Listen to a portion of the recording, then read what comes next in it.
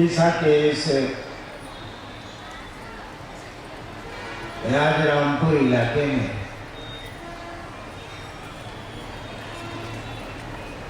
इस फुटबॉल मैदान में शिव गुरु महोत्सव का आपने आयोजन किया और मुझको इस महोत्सव में आने का सौभाग्य मिला।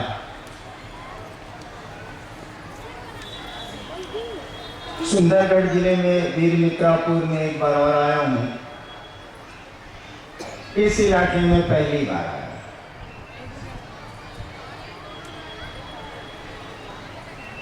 इस कार्यक्रम में, इस आयोजन में,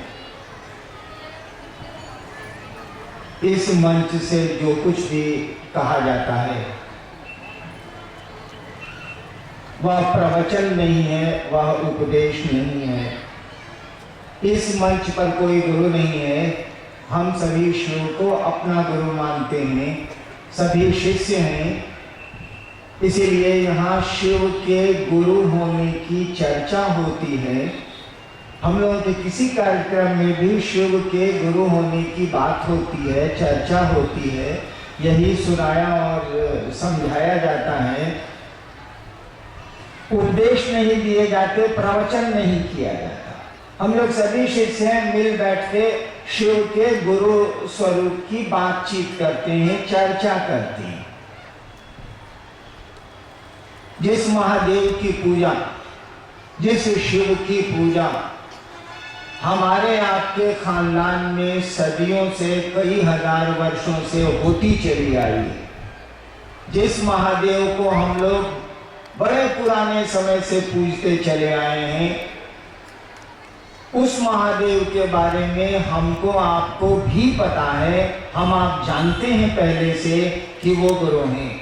महादेव के बारे में हम लोग बहुत कुछ जानते हैं। वहाँ महामृत्युंजय है, महाकाल है, अर्धनारीश्वर है, अघोरेश्वर है, जगत गुरु है, बहुत कुछ जानते हैं।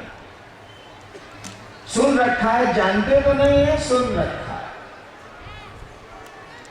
यह भी हम लोगों ने सुन रखा है कि वो गुरु हैं।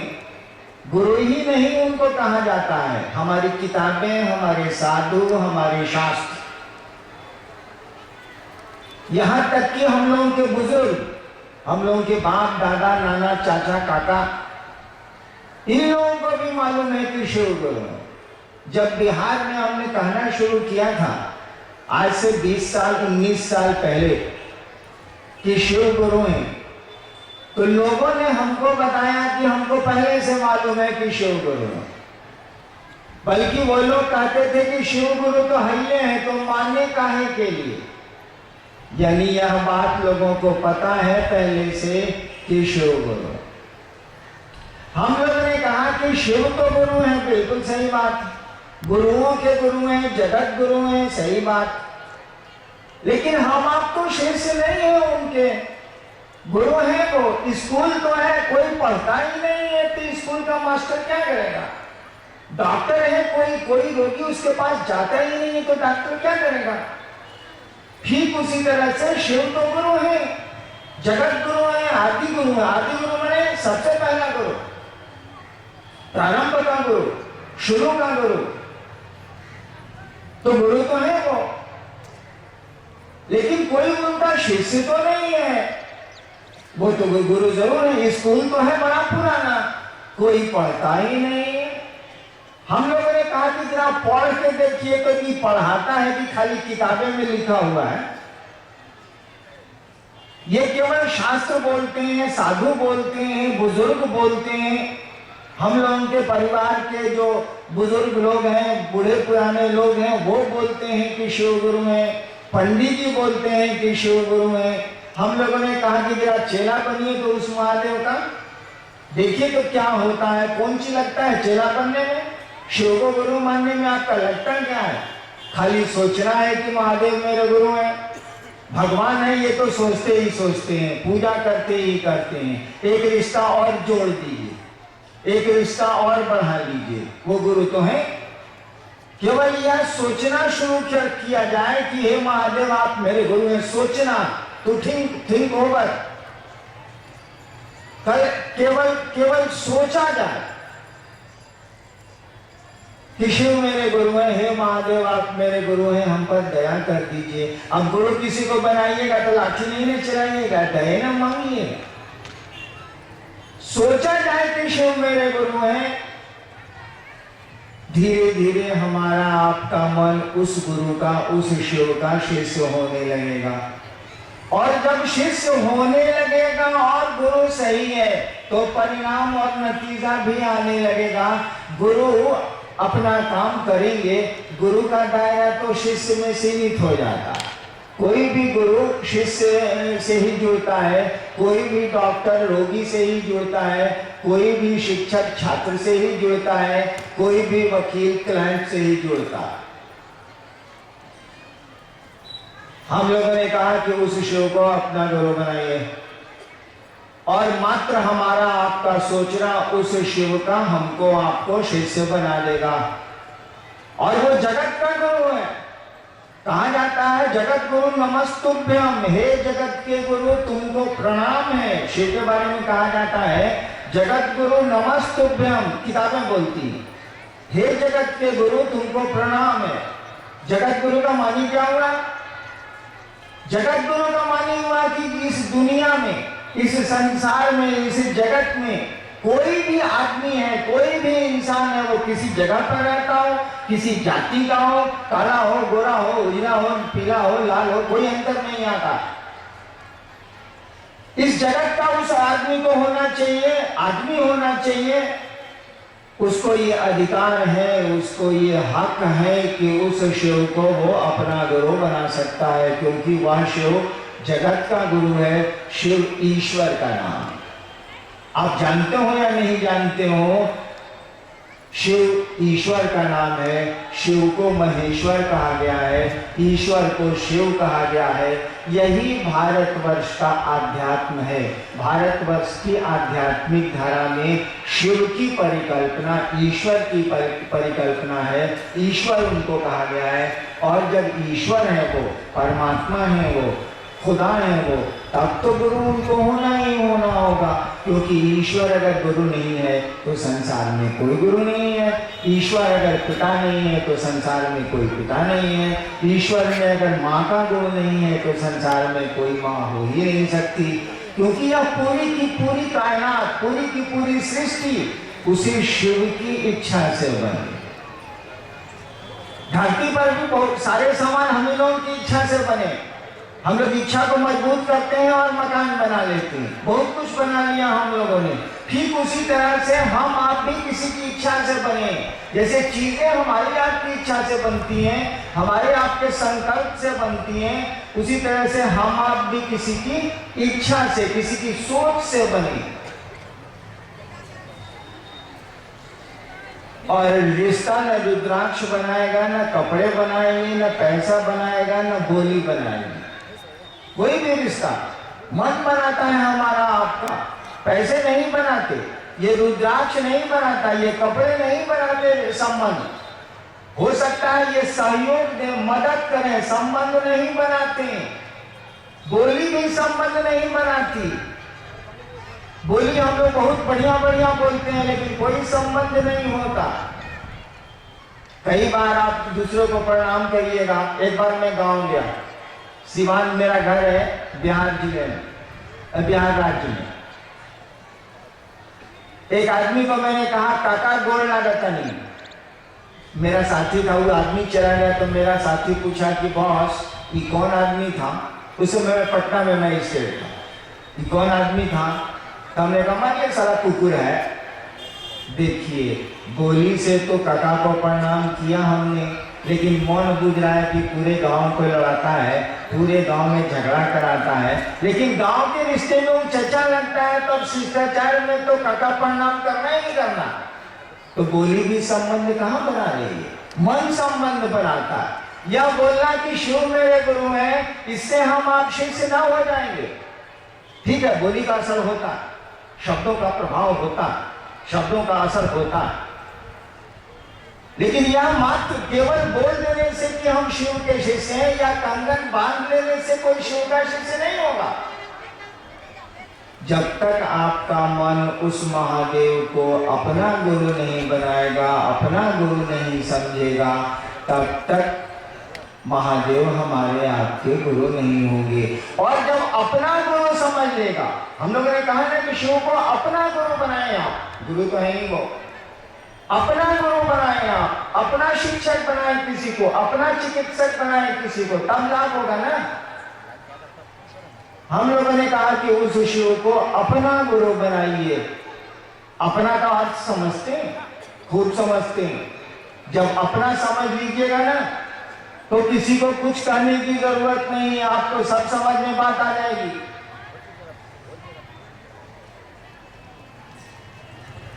आप अपने चप्पल को पहचानते हैं कि नहीं पहचानते हैं? चप्पल का बोलता है कुछ? कितना लोग यहाँ बैठा हुआ है जो होशियार होगा चप्पले पर बैठा हो।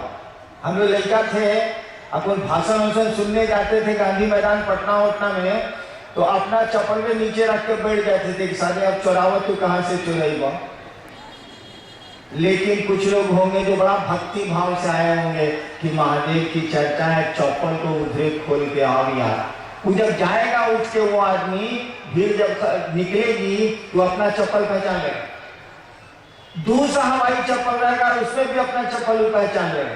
ये हमारा चलो तो इससे वो टुकड़ा कहाँ गया? वो वहाँ है, वहाँ देखो खोज लेगा। वो काहे खोज लिया? इसीलिए कि वो समझता है कि मेरी चप्पल नहीं है। पैसा बोलता है कि पॉकेट में कितना है, लेकिन हमको आपको पता रहता है कि पॉकेट में कितना पैसा है। कुर्ता बोलता है कि आपका कुर्ता है हम, पैंट बोलता है, शर्ट बोलता है कि आपका है हम, लेकिन भाई साहब हम ही हैं, उठा लीजिए, नहीं बोलता है। आप उसको अपना समझते हैं इसीलिए ढूंढ लेते हैं, अपना समझ लेते हैं इसीलिए पूरी की पूरी पहचान उसकी आपके दिमाग में बनी हुई है। उस शिव को भी जब अपना समझ लीजिएगा ना तो किसी को कुछ कहने की जरूरत नहीं है, शिव को बढ़िया से पहचान लीजिएगा। लेकिन उस शिव को अपना समझिएगा कैसे?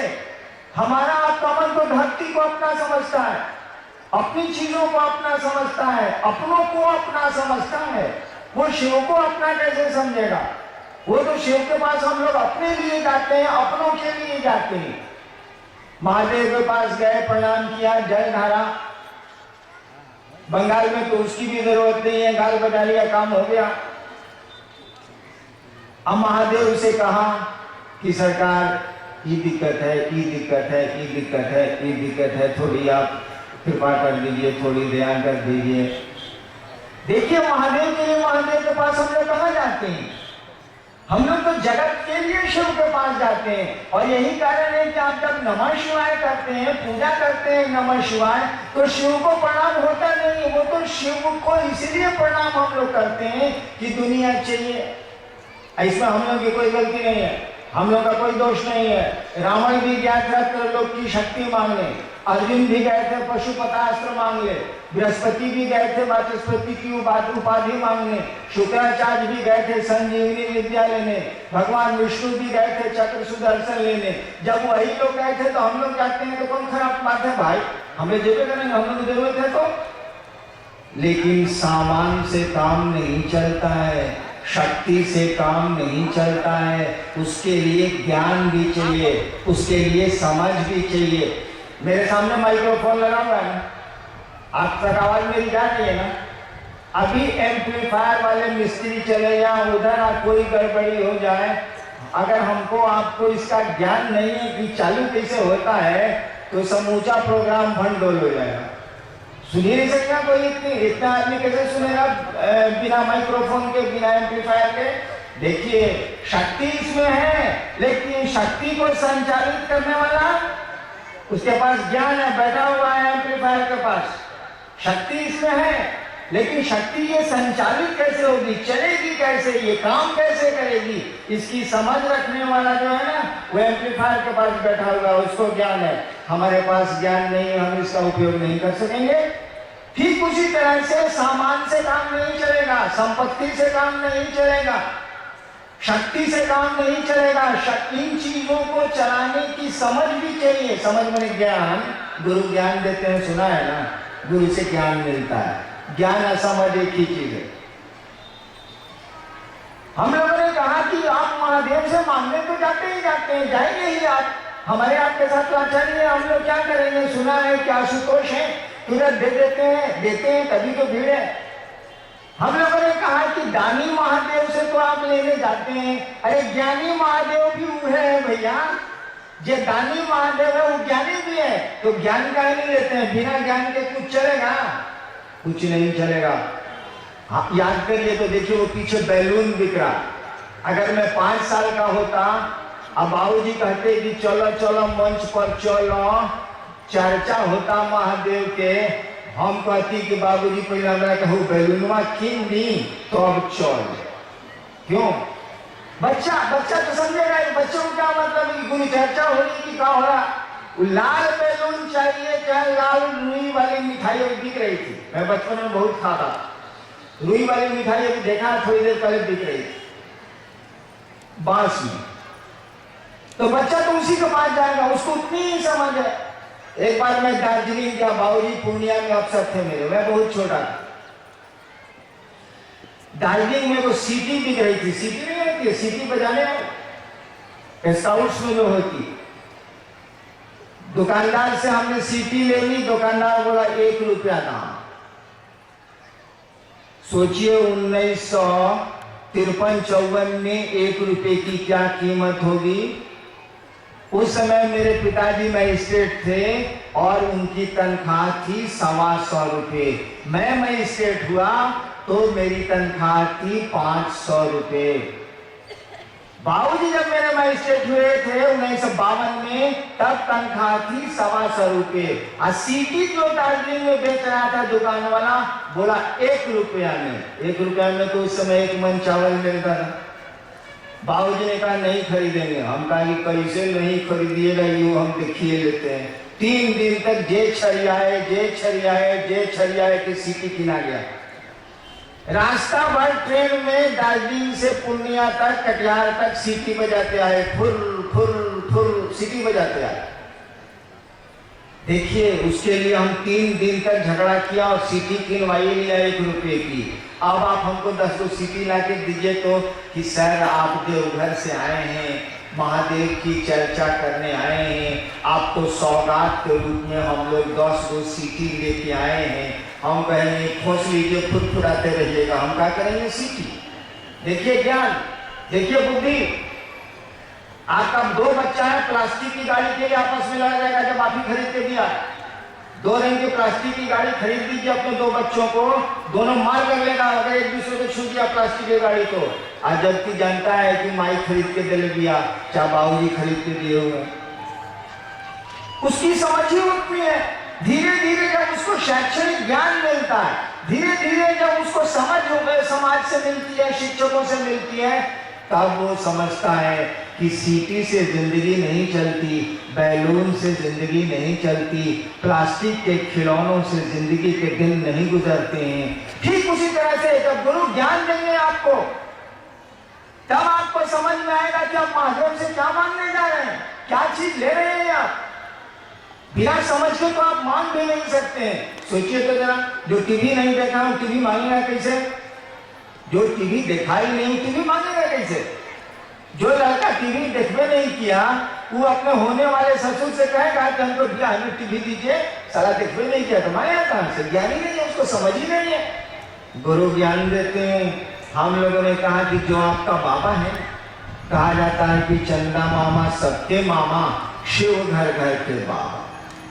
बिहार में तो और झारखंड में तो ये कहावत है कि चंदा मामा सबके मामा, शिव घर घर के बाबा। हम लोगों ने कहा कि जरा अपने बाबा से पढ़ के देखिए तो पढ़ाता है कि नहीं पढ़ाता है।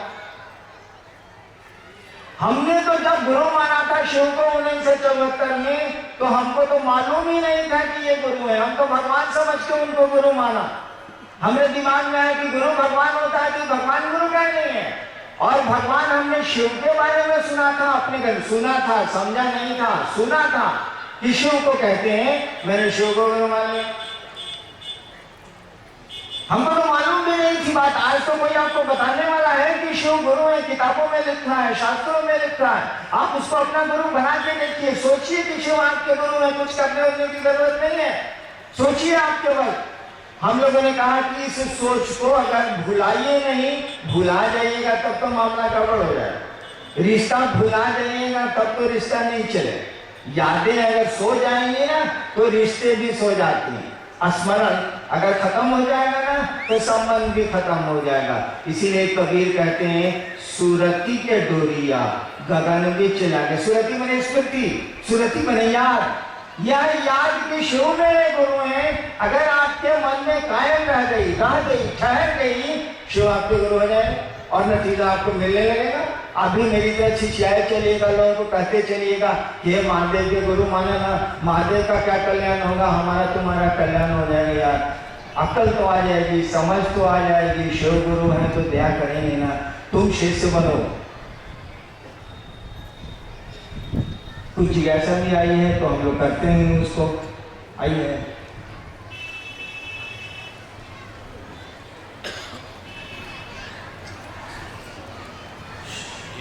एक भाई की जिज्ञासा है कि शिव के सिवा अन्य देवी देवता को गुरु क्यों नहीं बनाया। एक भाई ने पूछा है कि महादेव के सिवा अन्य देवी देवता को गुरु क्यों नहीं बनाया जाए।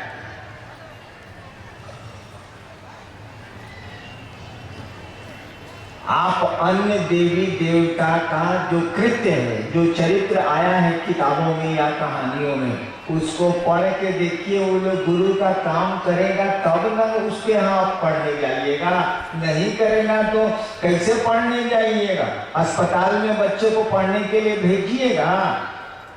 मैं सरकार में 32 साल प्रशासन में था, हमारे पास भेजिएगा पढ़ने के लिए। हम तो कहेंगे भैया हम मजिस्ट्रेट हैं या फिर सरकार में ज्वाइंट सेक्रेटरी हैं, डिप्टी सेक्रेटरी हैं, हम पढ़ाएंगे नहीं ना, हम तो प्रशासन के लोग हैं, नौकरी करते हैं, शिक्षक थोड़ी। अब तो हम बोलेंगे नहीं, लेकिन बहुत गौर से देखिए, अन्य देवताओं का कृत्य देखिए, उन्होंने जो जिस प्रयोजन से उन्होंने अपने को सृष्टि किया है उसको देखिए। उससे आपको लगेगा ये लोग तो ज्ञान देते ही नहीं है। हरहु सज्जन पीड़ा या फिर विनाशाय च दुष्कृताम परित्राणाम साधूनाम विनाशाय च दुष्कृताम। हम अच्छों को बचाएंगे, बुरों को, बुरे को, जो गलत है उनको मारेंगे। तो ये लोग तो ज्ञान देते नहीं ना, तो कैसे इनको आप गुरु बनाएंगे। आप अस्पताल बच्चों को नहीं भेज सकते ना, पीडब्ल्यूडी के ऑफिस में बच्चों को पढ़ने के लिए नहीं ना भेज सकते, नगर पालिका के कार्यालय में आप बच्चों को पढ़ने के लिए नहीं ना भेज सकते हो। वहां तो तरह तरह के कार्य होते हैं।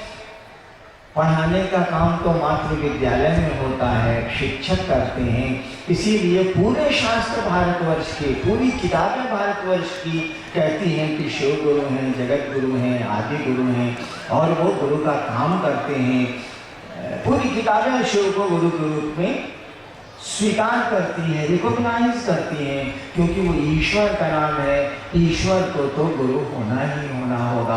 आपके शिव पुराण में लिखा है कि भगवान विष्णु और ब्रह्मा जी को शिव कह रहे हैं। शिव पुराण में पढ़ा नहीं हूँ, एक बार मैंने उल्टा था, उसमें लिखा है कि शिव कह रहे हैं ब्रह्मा जी से कि हे ब्रह्मा जी आप सृष्टि की उत्पत्ति का कार्य करिए, हे विष्णु जी आप सृष्टि के पालन का कार्य करिए, मैं तो सृष्टि को ज्ञान देने का कार्य करूंगा। शिव पुराण में भी ये पंक्ति आई है, बहुत पुराणों में आई है, बहुत किताब में आई है। तो जो काम करेगा उसके पास तो उस काम के लिए भेजिएगा। हमारे पास मोटरसाइकिल खराब हो गई तो बनाने के लिए नहीं भेजिएगा, उसको तो गैरेज में भेजिएगा। ठीक उसी तरह से जो देवता गुरु का कार्य करते हैं, भगवती गुरु का कार्य ही नहीं करती, उनको गुरु कैसे बनाएंगे आप। हाँ, उनको उनके पास चले जाइए अगर भक्त रूप में, और ज्ञान चाहिए तो आपको बढ़िया स्कूल में भेज देंगी, वह अच्छे गुरु के पास आपको भेज जरूर देंगी, लेकिन खुद इस काम को वो नहीं करती हैं। जो करेंगे उन्हीं के पास ना बच्चों को पढ़ने के लिए भेजिएगा या खुद पढ़िएगा। एक भाई की जिज्ञासा है कि नमः शिवाय जाप करते समय ओम क्यों नहीं लगाया जाता। इसीलिए कि ओम उसमें लगा हुआ नहीं है, इसीलिए नहीं लगाया जाता। बस ओम लगा के भी जप करिए, कोई खास बात नहीं है। ओम हटा के भी जप करिए, कोई खास बात नहीं है। जब तक गुरु की दया नहीं होगी, गुरु से आपका जुड़ाव नहीं होगा, तब तक परिणाम अच्छे, बहुत अच्छे नहीं आएंगे, क्योंकि मंत्रों का, शब्दों का जो चैतन्य होता है ना, उसमें जो ऊर्जा होती है ना, वह गुरु प्रदत्त है, गुरु से आती है। बिना गुरु के ओम नमः शिवाय भी आप कर सकते हैं, नमः शिवाय भी आप कर सकते हैं, लेकिन जो भारत के विद्वान हैं, जो भारत की अच्छी किताबें हैं, या मैं व्याख्या भी कर सकता हूँ, नमः शिवाय मंत्र है, ओम बहुत बाद में सम्मान के लिए लगा हुआ है। वैसे जपने के लिए आप स्वतंत्र हैं, जो जपिए, बिना गुरु से जुड़े मंत्रों का बहुत प्रभाव नहीं होता।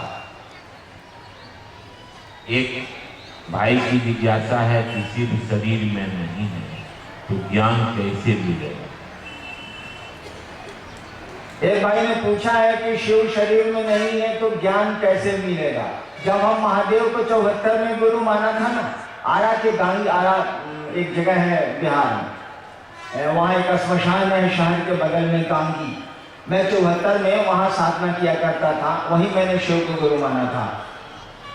तो मेरे मन में भी ये सवाल था कि शरीर में नहीं हमको बताएगा कैसे भाई? लेकिन हमारे साथ तो लाचारी थी, 14 साल मसान में रह गए थे, पढ़ाई लिखाई सब गड़बड़ा गई थी मेरी। लाचारी में मैंने शिव को गुरु मान लिया कि अब कितना बहु आएंगे, छोड़ो, अब गुरु भगवान होता है तो भगवान को ही गुरु मान लेते हैं। शिव को मैंने भगवान समझ के गुरु मान लिया। लेकिन मेरे दिमाग में भी ये बात थी कि शरीर में नहीं है तो बोलेंगे कैसे, समझाएंगे कैसे? ये बाद में समझ में आई बात कि समझाने के लिए बोलने की कोई जरूरत नहीं है। हम लोग इतने सियाने हो गए हैं, बच्चे थे ना, कोई तो हम लोग का सामने नहीं रहा जो हाथ पांव बड़ा करके खींच के बड़ा करे, स्वतः बड़े हो गए। हम लोग एक सप्ताह में नाखून काटते हैं, नाखून बढ़ाता कौन है? कोई घिसता होता है इसको, कहा जो बढ़ जाता है। बाल बनवाते हैं, ये बाल सारा बढ़ कैसे जाता है जो आप बनवाते हैं? अदृश्य चीजें आप पर प्रभाव डाल रही हैं। कहाँ से आए हैं आप, कहाँ को जाएंगे आप, किसी कोई प्रत्यक्ष माध्यम आपको नहीं दिखता है। हम लोग कैसे आ गए, कहाँ से आ गए, किस लिए आ गए, कब तक रहेंगे?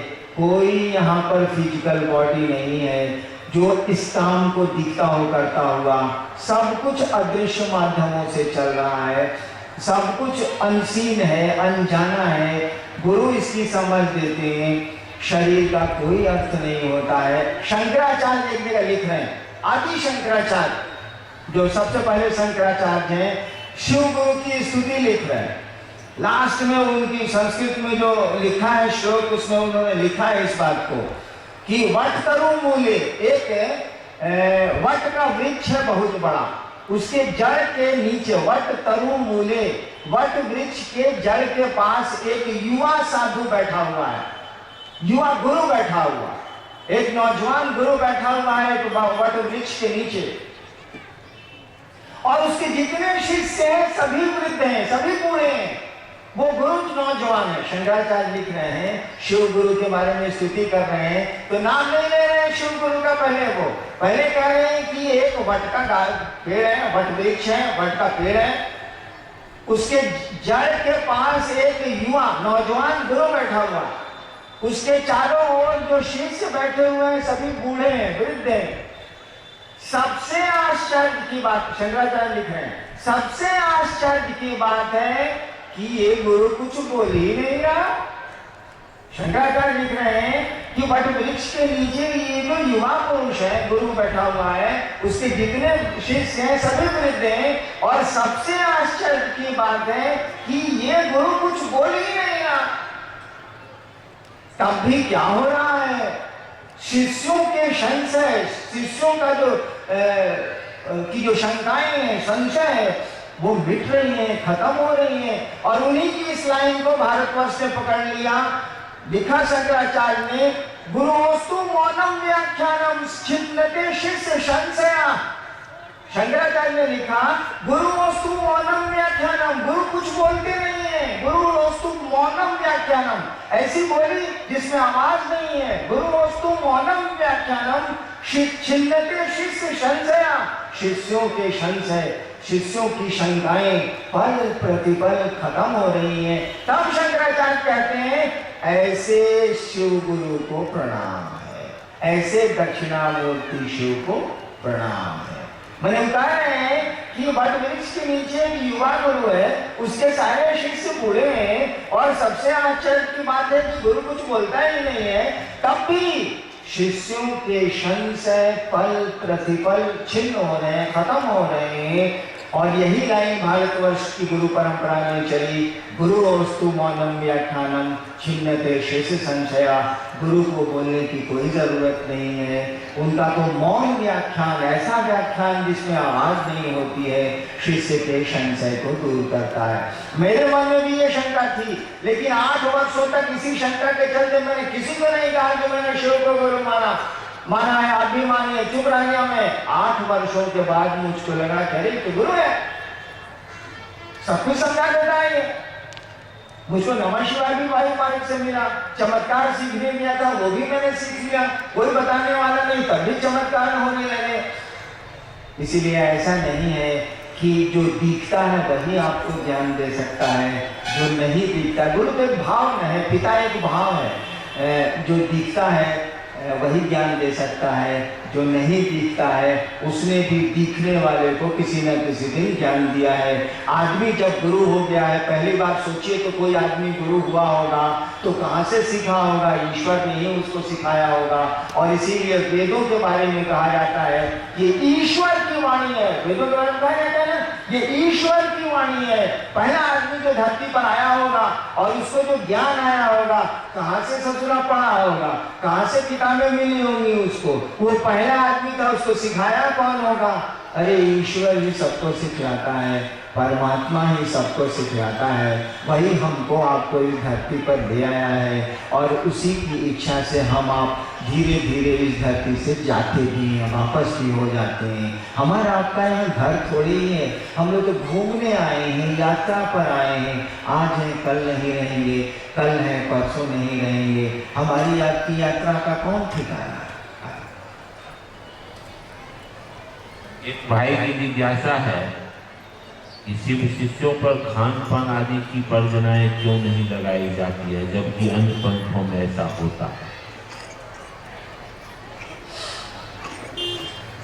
एक भाई ने पूछा है कि शिव शिष्यों पर खान पान की वर्जना क्यों नहीं लगाई जाती है। माने हुआ कि मत खाइए, मत खाइए, खाइए, मत करिए। देखिए भाई, गुरु शिष्य की परंपरा में कानून गुरु का चलेगा, चेला वाला का नहीं चलता। किसी को गुरु बनाइएगा तो नियम कानून उसका चलेगा कि हमारा आपका चले, नहीं चले। हम लोगों ने शिव को गुरु बनाया तो कानून उनका चलेगा, हमारा आपका थोड़े चले। उस जगत के गुरु हैं, जगत में भिन्न भिन्न प्रवृत्ति और प्रकृति के लोग हैं कि नहीं है। एक आदमी के अंगूठे का निशान संसार में आज तक दूसरा नहीं मिला, किसी के अंगूठे का निशान संसार में एक नहीं है।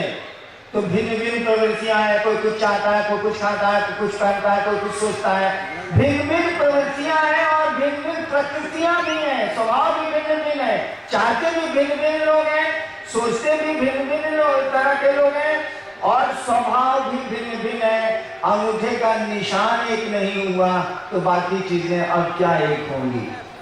वो जगत का गुरु है और ये संसार उसी शिव का है। भले हमारा आपका महादेव नहीं हो, शिव के तो हम सभी हैं, हमारा आपका महादेव हो या नहीं हो। हमारी तो बीवी है, हमारे बच्चे हैं, हमारा परिवार है, हमारा पैसा है, हमारा घर है।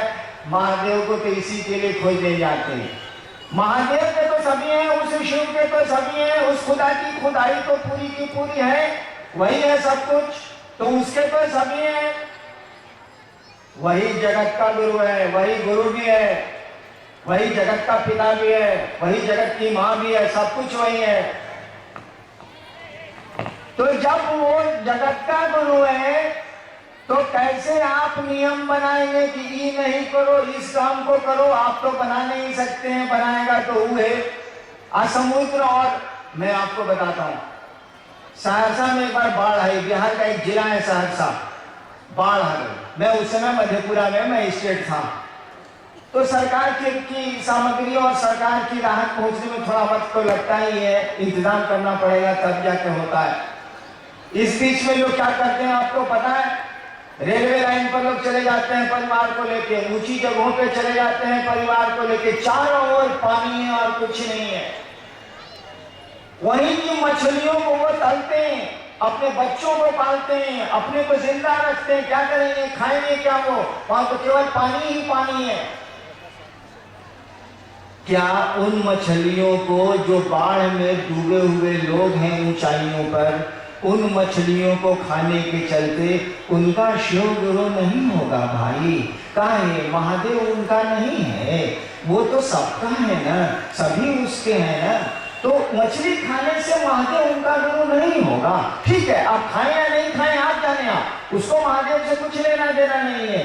लेकिन बताए, मेरी बेटी है सिंगापुर में, मेरे दाम एक ही बेटी है, यह हिंदुस्तान अखबार में थी बिहार में, अभी सिंगापुर में है वो, और उसके हस्बैंड भी डॉक्टर हैं वहीं सिंगापुर में।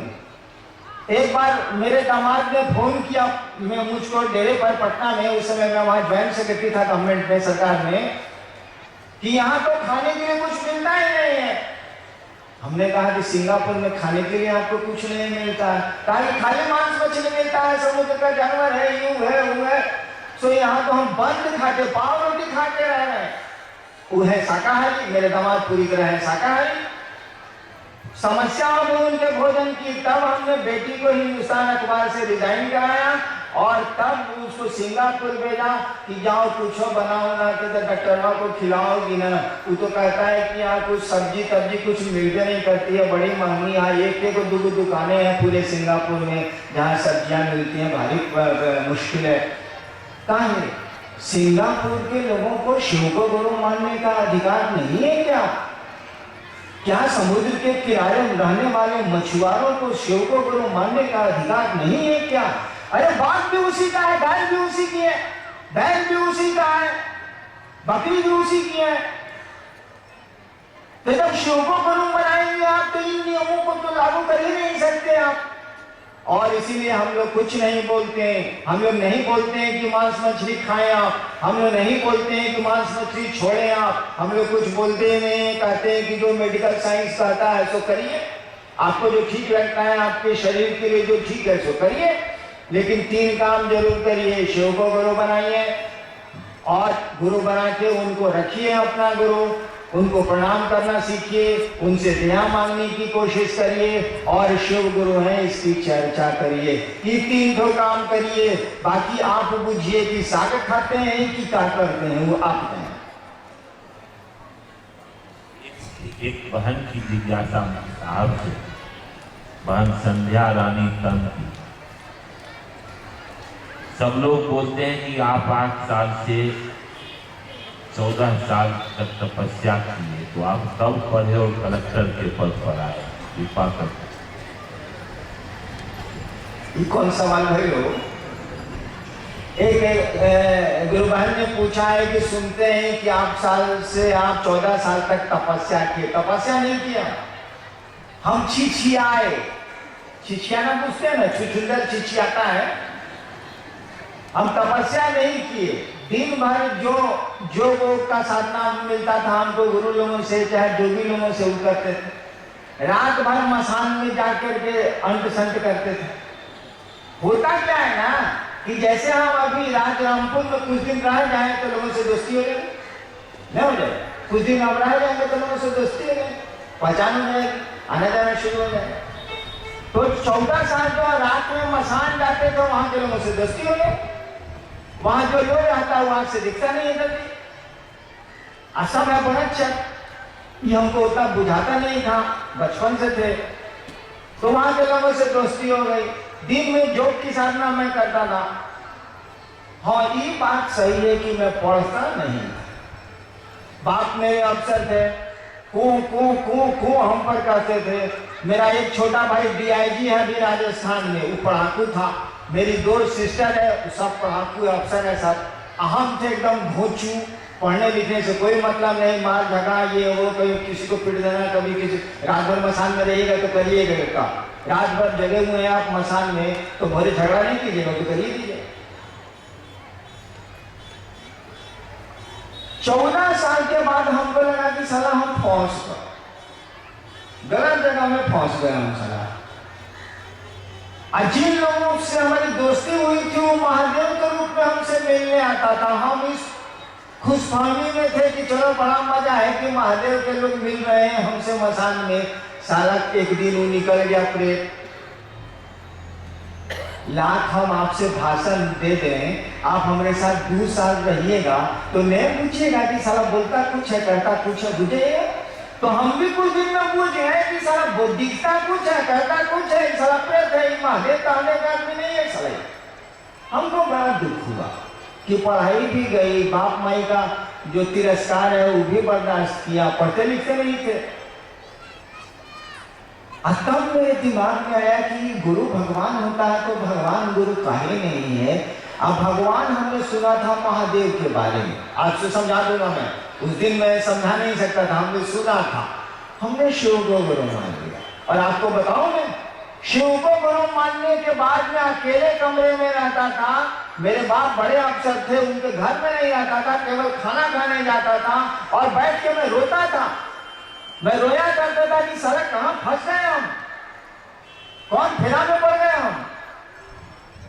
साला बाप माई वैसे था। आज तक हमारा संबंध ठीक नहीं हुआ। मेरे पिता से चले भी गए दुनिया से, वो मां भी चली गई। बाप माई से वैसे है, सगे संबंधी से। अभी मेरा संबंधी सब हमको पूछता है कि साला अब कहाँ बोलेगा, इतना करोड़ आदमी मेरे साथ है, बोलता तो कुछ नहीं है लेकिन मने मन पूछता है कि टोटल साला फकाइत है हरिंद्रानंद, जितना मेरा संबंधी है सब।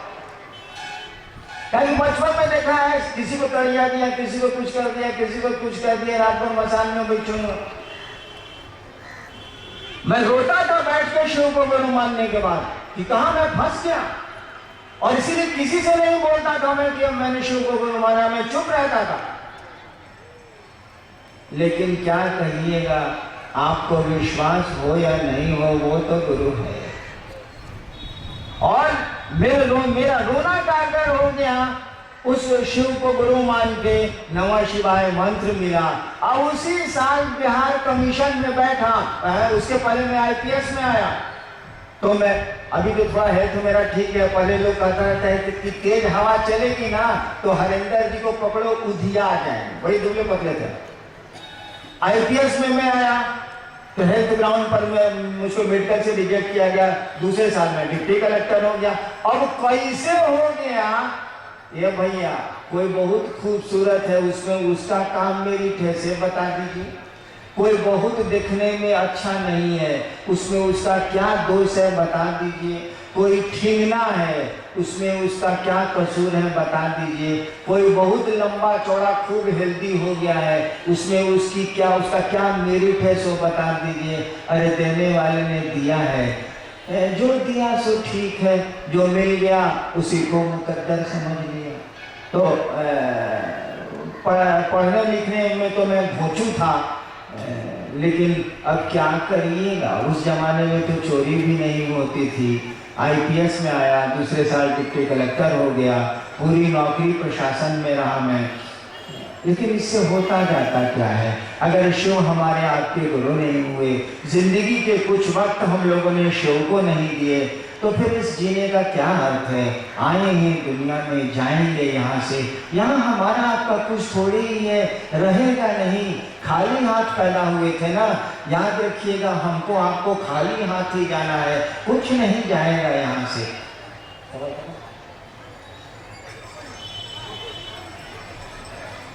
सुंदरगढ़ जिले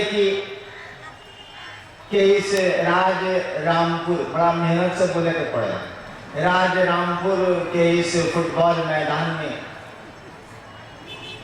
मैं तो पहली बार आया और आपके दर्शन का सौभाग्य मुझको मिला, गुरु चर्चा करने का सौभाग्य मुझको मिला। फिर कभी आप बुलाएंगे तो मैं चेष्टा करूंगा कि जरूर आऊं।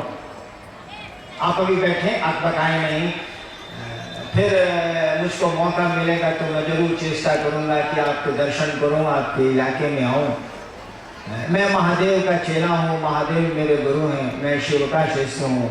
फक्कड़ का चेला फक्कड़ होता है, महादेव को तो ऐसे भी लोग फक्कड़ कहते हैं। देने के लिए मेरे पास कुछ नहीं है, फिर भी आपको दिक्कतें हुई, आपको असुविधाएं हुई, आप हमारे इस महादेव के महोत्सव में आए।